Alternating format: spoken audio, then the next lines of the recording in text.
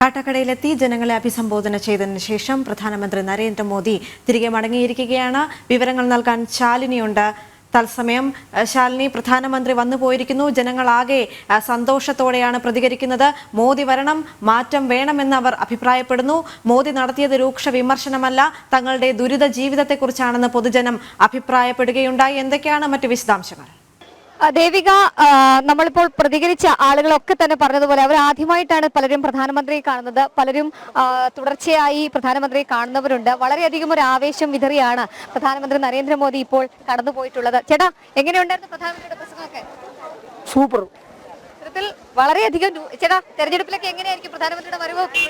പ്രധാനമന്ത്രിയുടെ വരവ് ഒരു ബിജെപിക്ക് ഒരു വിജയം തന്നെയായിരിക്കും, സംശയമില്ല.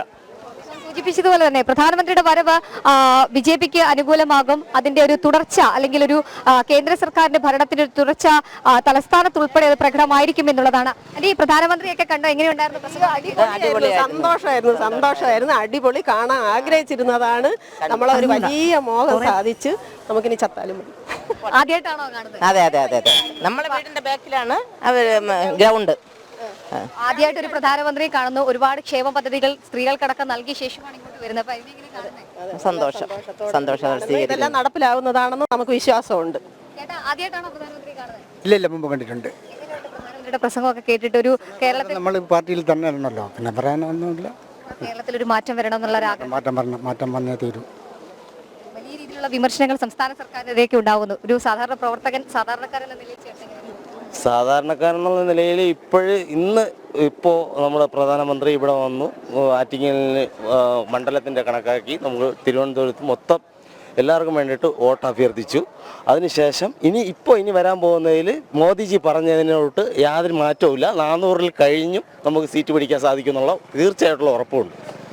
അവരൊക്കെ പറഞ്ഞ 400-ലധികം സീറ്റ് നേടിക്കൊണ്ട് പ്രധാനമന്ത്രി നരേന്ദ്രമോദി വീണ്ടും പ്രധാനമന്ത്രിയായി എത്തും. ഒപ്പം തന്നെ അതിന് തുടർച്ച നൽകാൻ വേണ്ടി കേരളത്തിലടക്കം എംപിമാരുണ്ടാകും എന്നുള്ളതാണ് അദ്ദേഹം വ്യക്തമാക്കുകയും ചെയ്തിട്ടുള്ളത്. അത്തരത്തിൽ വികസനത്തിന്റെ തുടർച്ച, ഒപ്പം തന്നെ പ്രകടന പത്രികയിലെ ഓരോ കാര്യങ്ങളും അദ്ദേഹം വീണ്ടും തൃശ്ശൂരിന് പിന്നാലെ തിരുവനന്തപുരത്തും എണ്ണി പറയുകയുണ്ടായി.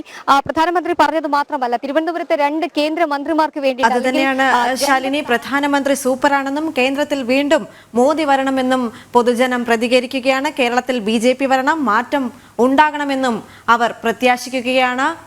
പ്രധാനമന്ത്രി നരേന്ദ്രമോദി കാട്ടാക്കടയിലെത്തി പൊതുജനങ്ങളെ അഭിസംബോധന ചെയ്തതിനു ശേഷം മടങ്ങിയിരിക്കുകയാണ്.